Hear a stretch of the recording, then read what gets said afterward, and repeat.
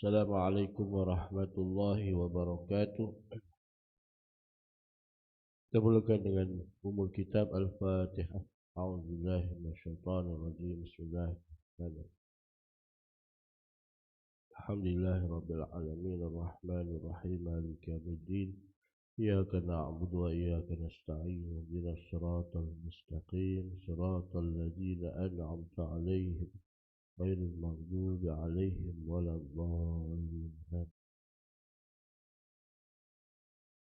Bismillahirrahmanirrahim. Alhamdulillahi rabbil alamin. Wassalatu wassalamu ala asyrafil anbiya'i wal mursalin wa ala alihi wa sahbihi ajma'in.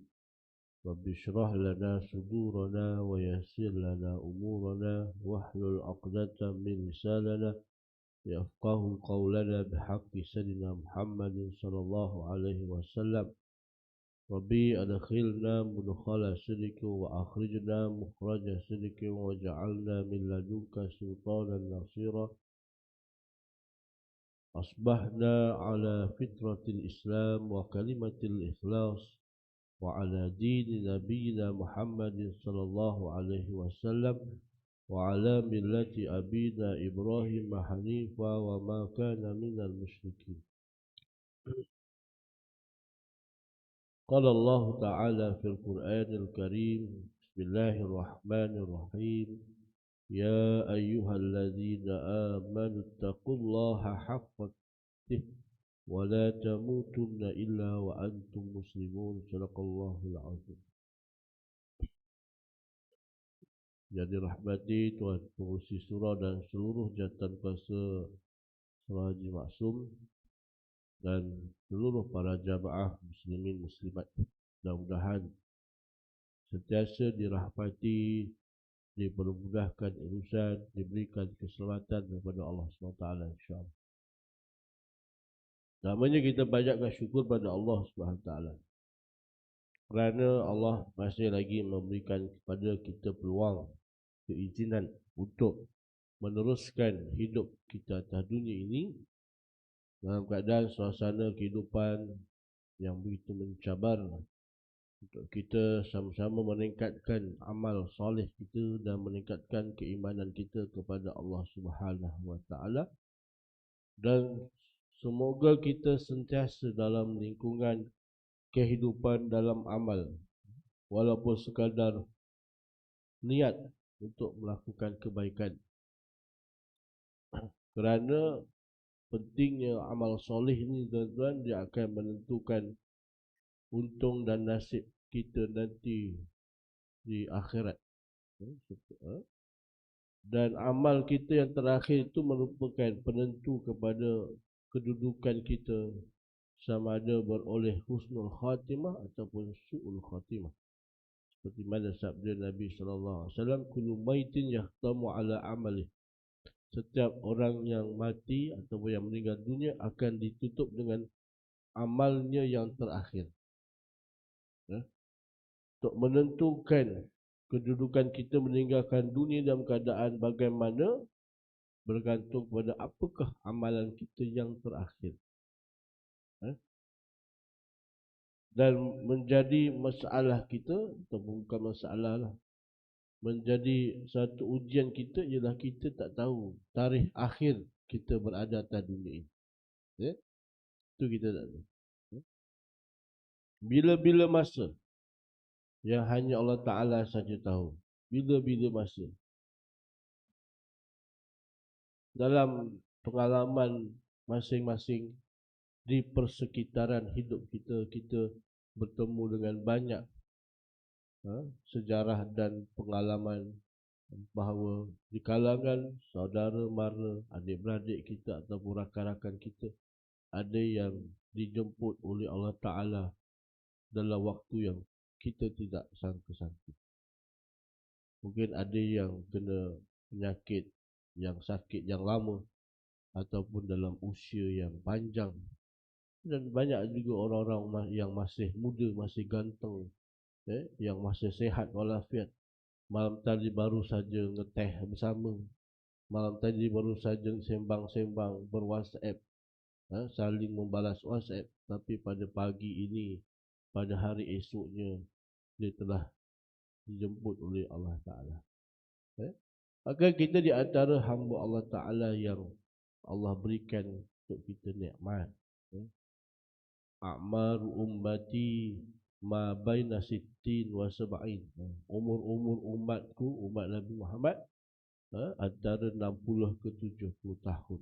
Sedikit sahaja yang Allah berikan kelebihan lebih daripada itu. Jadi siapa yang lebih 70 ni antara golongan yang sedikit Allah berikan kelebihan. Jadi kena perbanyakkan syukur. Tuan-tuan yang dirahmati Allah, bab titian sirat dah ke belum? Meniti titian sirat di sini. Dah. Sebab saya hilang tandanya. Tanda terakhir bulan 11. Tapi bab Telaga Kausar dah kan? Telaga Kausar dah. Titian sirat dah belum? Tak ingat. Dah ya? Dah. Pagi ni kita akan lihat tentang yang disebut dengan syafaat Nabi untuk semua umat. Seorang sahabat Nabi SAW bernama Auf bin Malik bercerita, suatu hari Nabi SAW bersabda kepada kami yang bermaksud, tahukah kamu apa yang telah ditawarkan Tuhanku malam tadi kepadaku? Lalu kami berkata, Allah dan Rasulnya lebih mengetahui. Rasulullah SAW bersabda, فَإِنَّهُ خَيَّرَنِي بَيْنَ أَيَدْخُلَ نِصْفُ أُمَّةِ الْجَنَّةِ وَبَيْنَ الشَّفَاعَةِ فَاخْتَرْتُ الشَّفَاعَةِ. Allah menawarkan kepadaku sama ada memasukkan separuh umatku ke dalam syurga, ataupun Allah akan memberikan syafaat. Allah beri tawaran, pilih salah satu. Tawaran pertama, Allah boleh masukkan separuh daripada umat Nabi Muhammad masuk syurga. Atau yang kedua, Allah akan berikan syafaat, mengurniakan kepada Nabi kita boleh memberikan syafaat. Maka aku lalu memilih syafaat. Lalu kami berkata, ya Rasulullah, mintakanlah kepada Allah agar menjadikan kami termasuk dalam golongan ahli syafaat-Mu. Baginda menjawab, syafaat ini untuk semua Muslim. Syafaat yang Nabi minta, yang Allah tawarkan dan Nabi ambil, syafaat itu ialah untuk semua orang Islam. Islam sahaja. Orang kafir tak ada. Ada nanti kita kongsikan, ada syafaat untuk orang kafir, ada. Tapi itu ujung-ujung lah, kan? Syafaat ni untuk semua orang Islam. Apa dia syafaat, tuan-tuan? Pernah dengar syafaat ni? Selain daripada berbicara tentang syafaat akhirat, ada benda-benda lain pernah kita dengar tentang syafaat? Tak ada. Orang Jawa memang jarang guna perkataan syafaat sebab dia bunyi Arab sikit. Syafaat dari sudut bahasa berasal dia berkata asalnya asyafa'u, maknanya genap, lawan pada ganjil. Syafaat demikian mengandungi makna menggenapkan sesuatu, yakni membantu pihak lain melakukan sesuatu yang tidak dapat dilakukan oleh dirinya sendiri. Itu syafaat secara umum lah, kan? Contohnya saya duduk kat lembaga zakat, kan? Itulah, kan? Masa ada orang tak nak minta syafaat sikit ni. Gitu. Contoh kalau dia gunakan bahasa syafaat lah. Ustaz, ada paman saya tu dia nak mohon bantuan zakat. Ustaz, tolonglah tengok kan. Kalau boleh luluskan lah. Kalau boleh, kalau tak boleh bagilah jalan cepat sikit. Itu contoh syafaat, kan? Memohon pihak lain melakukan sesuatu untuk satu hajat yang kita sendiri tak boleh. Memohon pihak lain untuk melakukan satu yang tidak dapat dilakukan oleh dirinya sendiri. Ibnu Manzur dalam Misal Arab kata syafaat ialah perkataan seseorang kepada raja untuk meminta hajat bagi pihak orang lain. Dan kalau disebut dalam Misal Arab, kamus Arab, syafaat itu ialah seseorang, perkataan ataupun kata-kata ataupun permohonan seseorang kepada raja untuk minta hajat bagi pihak orang lain. Bersyafaat. Boleh tak? Jelas tak? Apabila menyebut tentang hari akhirat, yang disebut sebagai Maliki Yaumiddin, yang menguasai hari pembalasan. Pada hari itu, dan yang menjadi raja kepada segala raja yang ada di atas dunia ini ialah pada masa itu ialah Allah Subhanahu wa taala. Maka syafaat ini ialah permohonan oleh Nabi SAW kepada raja segala raja, iaitu Allah Ta'ala, bagi pihak orang lain ataupun bagi pihak umat Islam. Allah berfirman dalam surah Al-Baqarah ayat 255 yang bermaksud tiada siapa yang dapat memberi syafaat di sisi Allah melainkan dengan izinnya. Semuanya dengan izin Allah Ta'ala. Di akhirat tuan-tuan, dia berbeza dengan kehidupan kita atas dunia. Di akhirat semuanya atas kehendak dan izin Allah Subhanahu wa taala. Semua manusia tidak akan berzikir, tidak akan mengucapkan apa-apa ucapan zikir melainkan dengan izin Allah Ta'ala. Kalau Allah perintahkan berdiri, tak ada satu pun yang akan duduk. Kalau Allah perintahkan duduk, tak ada siapa pun yang akan berdiri. Maknanya di akhirat nanti Maliki Yaumiddin memberi maksud bahawa Allah akan berkuasa secara total. Bahasa Melayunya, berkuasa secara penuh di akhirat. Bukan masuk kat dunia tak ada sebenar, tak ada. Bukan maksud begitu. Di dunia ni kita ada beberapa peluang ataupun beberapa kelebihan yang Allah berikan. Kalau kita lapar, makan, minum, haus, minum, ngantuk, tidur, kan? Nak pergi mana-mana, pergilah berjalan kaki dan sebagainya, naik kenderaan apa, kan? Kalau malas duduk rumah. Itu. Tapi di akhirat tidak begitu, tak? Di akhirat semuanya atas izin Allah Ta'ala. Termasuklah syafaat. Dan Nabi diberikan satu kemuliaan dan kelebihan untuk menyelamatkan umatnya, membantu umatnya melalui permohonan dan izin Allah Ta'ala. Nabi lain tak ada. Nabi lain ada juga syafaat, tapi Nabi kita Muhammad ada beberapa kelebihan yang lain dari sudut syafaat itu. Nabi lain dia syafaat untuk umat dia saja. Tapi Nabi Muhammad SAW, dia boleh beri syafaat kepada semua orang. Itu kelebihan. Baik. Keyakinan, ini tentang akidah lah. Keyakinan adanya syafaat ini merupakan akidah yang menjadi pegangan ahli sunnah wal jamaah. Al-Qadi Iyad Al-Maliki berkata, pelbagai asar yakni hadis yang keseluruhannya mencapai darjat mutawatir menunjukkan adanya syafaat bagi orang yang berdosa di akhirat dan menjadi perkara yang telah menjadi ijma' dalam kalangan ulama ahli sunnah wal jamaah sejak dahulu lagi, sejak generasi salaf dan khalaf hinggalah ke hari ini. Baik. Jika kita perhatikan, syafaat ini sebenarnya tidak lain merupakan salah satu perwujudan daripada sifat rahmat Allah SWT kepada seluruh hamba-hambanya.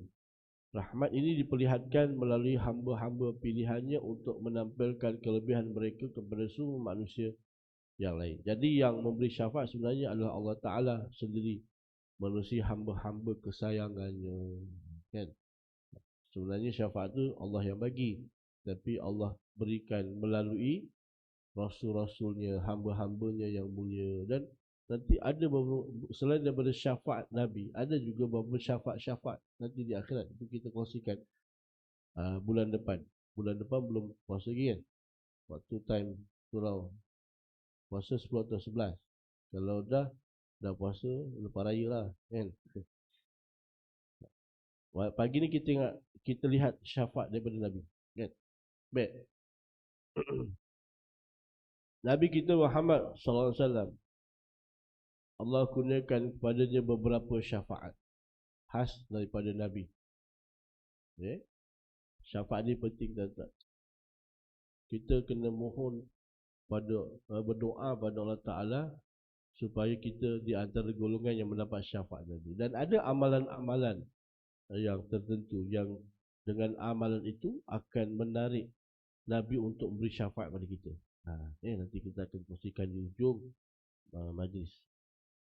Antara syafaat Nabi yang pertama sagilah syafaatul uzma ataupun syafaat yang agung. Syafaat yang terbesar. Antara hamba-hamba pilihan itu ialah baginda Muhammad sallallahu alaihi wasallam, satu-satunya hamba Allah yang memiliki al-maqam mahmud, maqam yang terpuji. Dalam hadis yang diriwayatkan oleh Al-Bukhari dan Muslim daripada Jabir bin Abdullah, Rasulullah sallallahu alaihi wasallam bersabda, "U'titu khamsan lam ya'tahunna ahadun qabli wa a'titu syafa'ah." Aku telah diberikan 5 perkara yang tidak pernah diberikan kepada nabi-nabi sebelumku. Salah satunya ialah diberikan syafaat. Apa dia syafaatul uzma? Baik. Imam Bukhari meriwayatkan daripada Ibnu Umar radhiyallahu anhu, "Innan nasa yasiruna yaumal qiyamati jutha. Kullu ummatin tatba'u nabiyyaha. Yaqulu ya fulan ishfa' hatta tantahi syafa'atu ila nabi. Fadzalika yauma yab'atsu Allahu al-maqaman mahmud." Pada hari kebangkitan, semua umat manusia berlutut. Setiap umat akan mengikuti seorang nabi dan berkata kepadanya, wahai fulan, tolonglah kami. Nabi itu terus menolak hingga mereka mendatangi Rasulullah SAW. Maka pada saat itu Allah menempatkan baginda di al-maqam mahmud, yakni maqam yang terpuji. Syarikah jadi tuan-tuan yang disebut sebagai syafaatul uzma, setelah manusia berada di padang mahsyar dalam satu tempoh yang terlalu lama, yang mendapat naungan, yang banyak yang tak dapat naungan, berpanas terik di bawah cahaya matahari, dalam keadaan tidak berpakaian, dalam keadaan lapar yang amat sangat, dalam keadaan haus yang teramat sangat, dalam tempoh yang sudah terlalu lama. Maka ada sekumpulan manusia yang pada sampai waktu takdir Allah Ta'ala, manusia ini bangun dan dia menuju kepada para nabi untuk merayu supaya Allah melaksanakan hukuman. Dalam tempoh yang lama ni tuan-tuan, tak ada apa-apa pengumuman, tak ada apa-apa arahan, senyap je. Masing-masing bergelumang dengan kesusahan-kesusahan masing-masing di padang mahsyar. Tak ada apa-apa pengumuman. Tuan-tuan gelisah kan? Kadang kita kumpul, kita disuruh kumpul, kan? Satu tempat kumpul, semua kumpul. Dah kumpul tu, siap je, tak ada pengumuman. Apa ni, kenapa kumpul ni?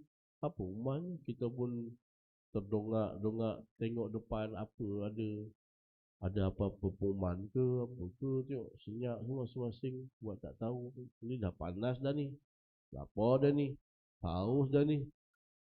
Itu lagi dia punya tekanan emosi. Lapar satu, haus satu, penat dah, panas tengah-tengah padang, tak ada pengumuman, siap berjuta tahun tak ada pengumuman. Masing-masing melayan emosi masing-masing, memikirkan dosa-dosa yang dilakukan masa hidup. Neraka pula depan mata. Allah perintahkan malaikat sebut tarik neraka jahanam, menunjukkan wajahnya. Maka neraka pun menampakkan kegerunannya dan lolongannya. Suaranya menyebabkan semua orang ketakutan.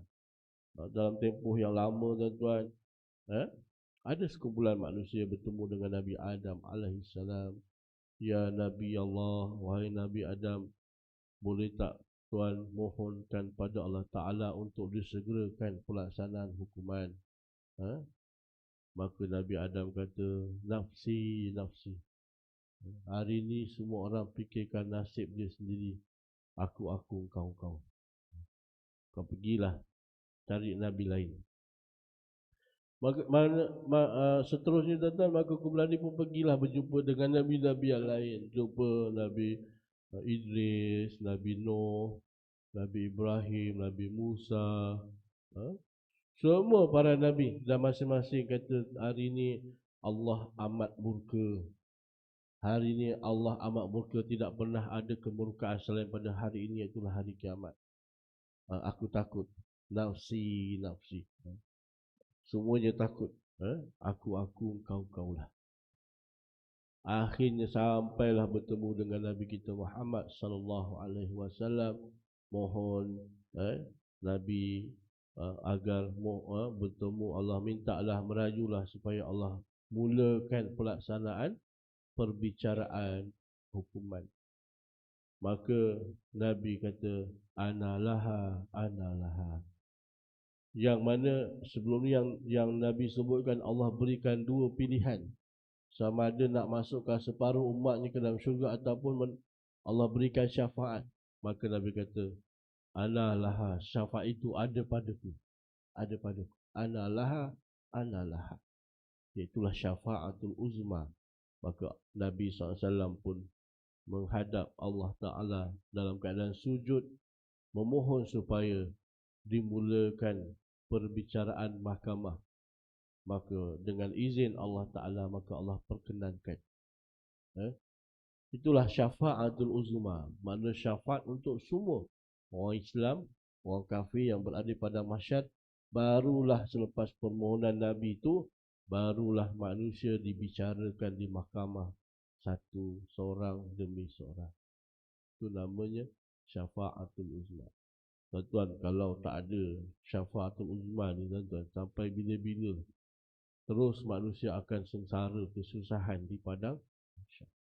Allah biarkan, Allah melepaskan kemurkaannya, kuasanya pada hari itu, menunjukkan kekuasaannya yang sebenar pada hari itu kepada seluruh manusia.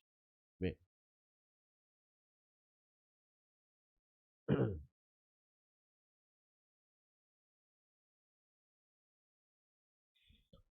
Syafaat yang kedua tuan-tuan, selepas syafaatul uzma, iaitulah yang kedua, yang mana Nabi SAW memohon kepada Allah Ta'ala untuk di kalangan umatnya masuk syurga tanpa hisab. Masuk syurga tanpa hisab. Maka Allah pun memperkenankan, Allah mengizinkan. Maka ada di kalangan umat Nabi Muhammad SAW sahaja.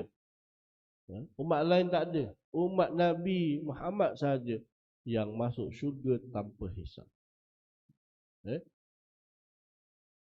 Kita ada peluang tak tuan-tuan masuk syurga tanpa hisab?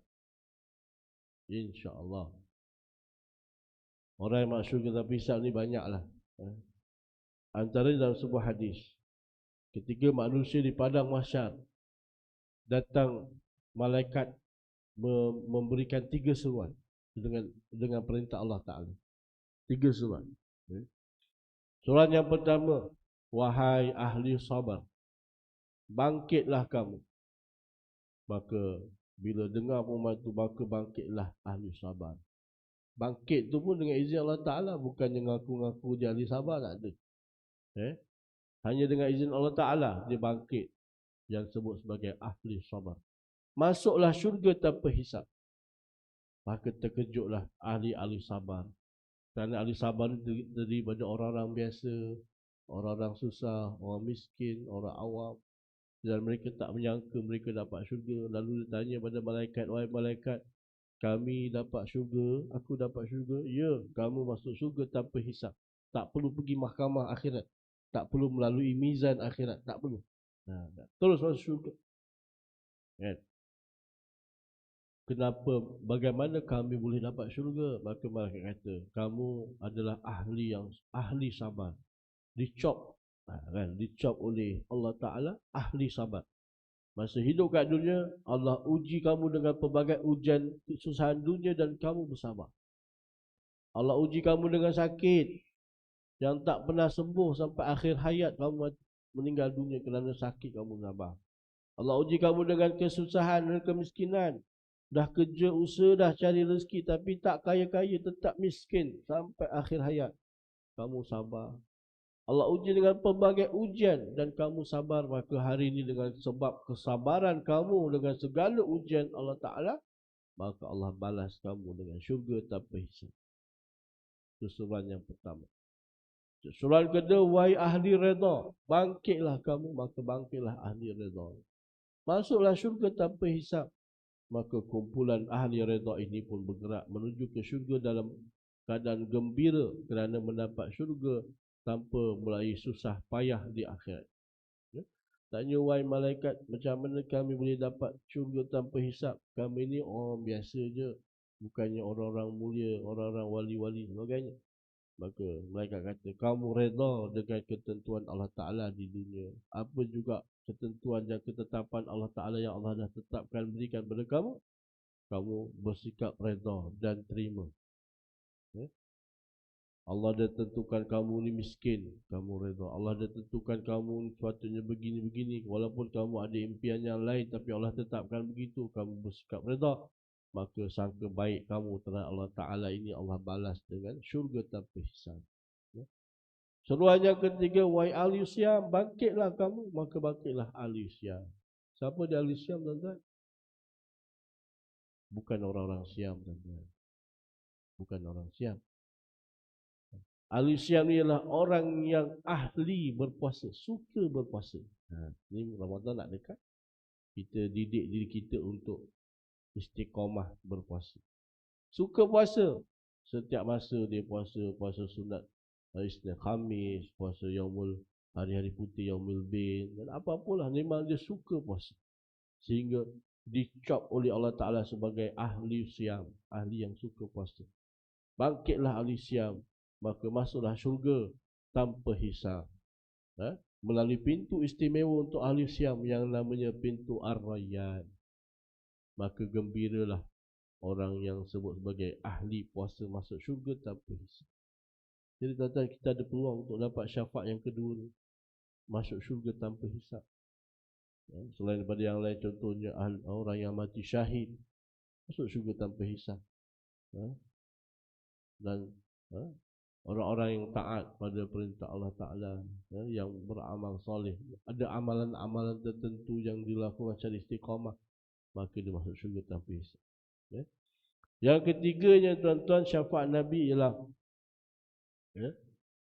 Nabi SAW memohon ada di kalangan hamba Allah Ta'ala yang mizannya antara kebaikan dan kejahatan itu sama berat.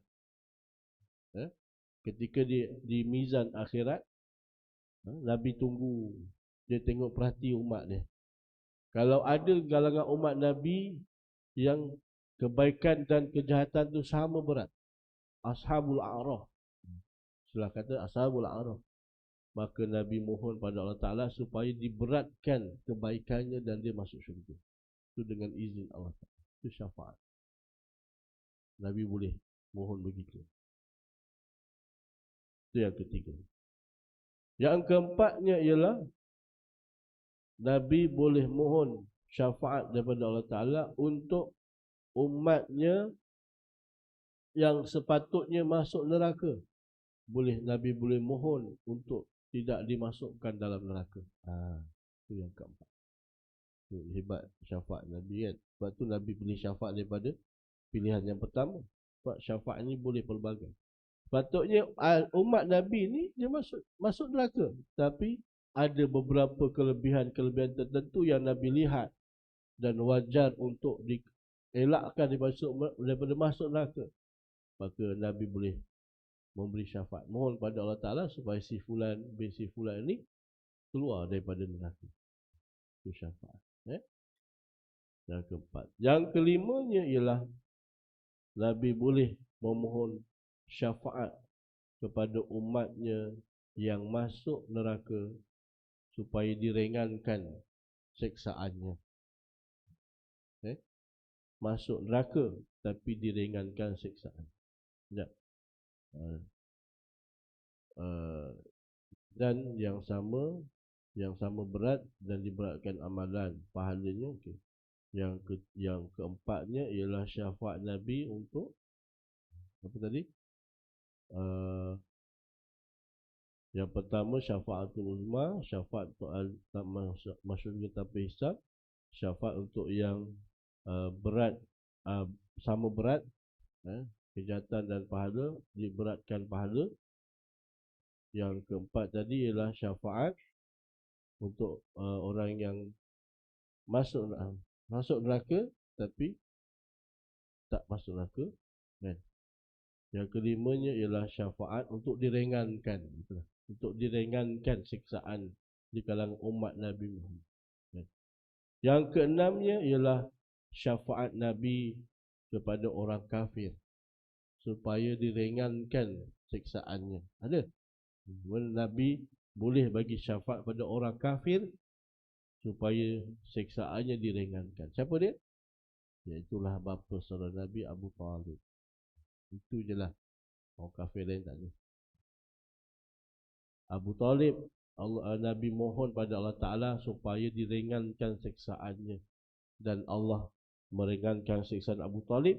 Iaitulah Abu Talib satu-satunya penghuni neraka yang dipakaikan dengan sepatu ataupun kasut ataupun selipar neraka.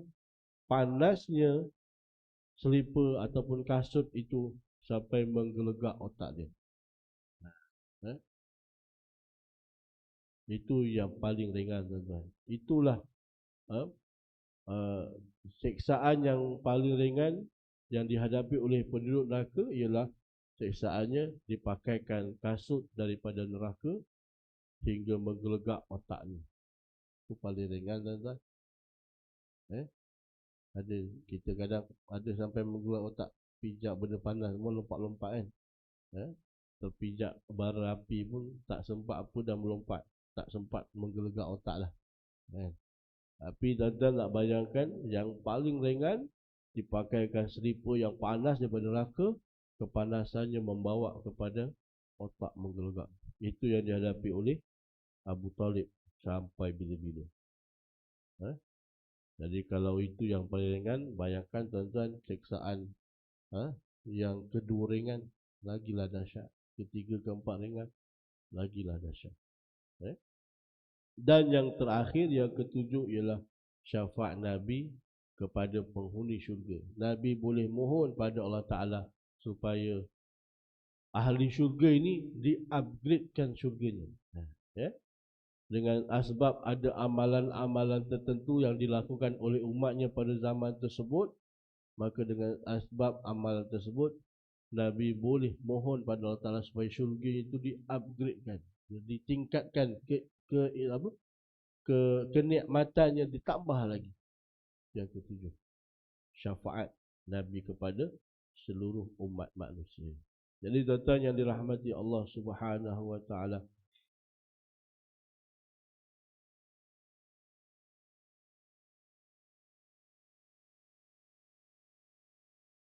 Abu Hurairah bertanya pada Rasulullah SAW, ya Rasulullah, siapakah orang yang paling berbahagia dengan syafaatmu? Mendengar surah itu, baginda menjawab, laqad zannantu ya Aba Hurairah alla yas'alani an hadzal hadits ahadun awwalu minka lima ra'aitu min hirsika 'alal hadits as'adun nasi bi syafa'ati yaumal qiyamah man qala la ilaha illallah khalisan min qalbihi aw nafsihi. Kita lihat siapakah yang paling gembira dengan syafaat Nabi. Maka Nabi berkata, aku sudah menjangka bahawa engkau akan menjadi orang pertama yang akan bertanya tentang perkara ini kerana kecintaanmu kepada hadis-hadisku. Sesungguhnya manusia yang paling berbahagia dengan syafaatku pada hari kiamat nanti ialah orang yang pernah mengucapkan syahadah tidak ada Tuhan selain Allah dengan ikhlas dari dasar hatinya. Betul. Sebab itu kita ni kena sentiasa berdoa pada Allah Ta'ala. Mudah-mudahan kita meninggalkan dunia ini dalam keadaan mampu mengucapkan La ilaha illallah Muhammadur Rasulullah. Perbanyakkan kita berzikir La ilaha illallah, khususnya di akhir hayat kita. Mudah-mudahan Allah berikan kepada kita kemudahan untuk mengucapkan kalimah yang mulia itu. Kerana Nabi sebut, siapa yang mengucapkan kalimah tersebut di akhir hayatnya, maka dia akan dapat syafaat daripada Nabi SAW. Jadi tuan-tuan, syafaat ni penting. Sebab kita ni, manusia biasa ni, pasti kita akan bertemu Allah Ta'ala dalam keadaan membawa dosa-dosa. Pasti kita ada dosa. Termasuk yang bercakap saya lah. Pasti kita akan bawa bersama kita di hadapan Allah Ta'ala nanti dosa-dosa kita. Kalau dosa ini Allah ampunkan, maka itu satu nikmat yang paling besar. Yaghfir lakum dzunubakum wa yudkhilkum jannatin tajri min tahtiha al-anhar. Allah ampunkan dosa-dosa kamu dan Allah masukkan kamu ke dalam syurga. Tapi kalau Allah tidak ampunkan tuan-tuan, maka jawapannya untuk dapat syurga, kita manusia yang Muslim yang tidak diampunkan oleh Allah, dia kena dimasukkan dalam neraka. Satu hari bersamaan 50,000 tahun. Duduk di atas tempat yang panas, berdiri di atas yang tempat panas, berbaring di tempat yang panas, makan pun makanan yang panas, api, minum pun minuman api, semuanya daripada api. Setiap saat tidak ada waktu rehat walaupun sekejap. Itu penghuni neraka. Selain daripada itu, syafaat Nabi SAW merupakan benda yang kita amat-amat harapkan. Selain daripada keampunan Allah Ta'ala, syafaat Nabi SAW. Sebab itu kita kena berusaha untuk memperbanyakkan amalan-amalan yang menarik Nabi untuk memberikan syafaat kepada diri kita. Di antaranya apa dia tuan-tuan? Sebagai pengakhirannya, dalam sebuah hadis Nabi SAW daripada Abdullah bin Amr, Rasulullah SAW bersabda, "Idza sami'tumul muazzin faqulu mithla ma yaqul, thumma sallu alayya, fa innahu man shalla alayya salatan sallallahu alaihi biha ashra, thumma salullaha liyal wasilah, fa innaha manzilatun fil jannah la tanbaghi illa li 'abdi min 'ibadillah wa arju an akuna ana huwa, fa man sa'ala liyal wasilah halat lahu syafa'ah."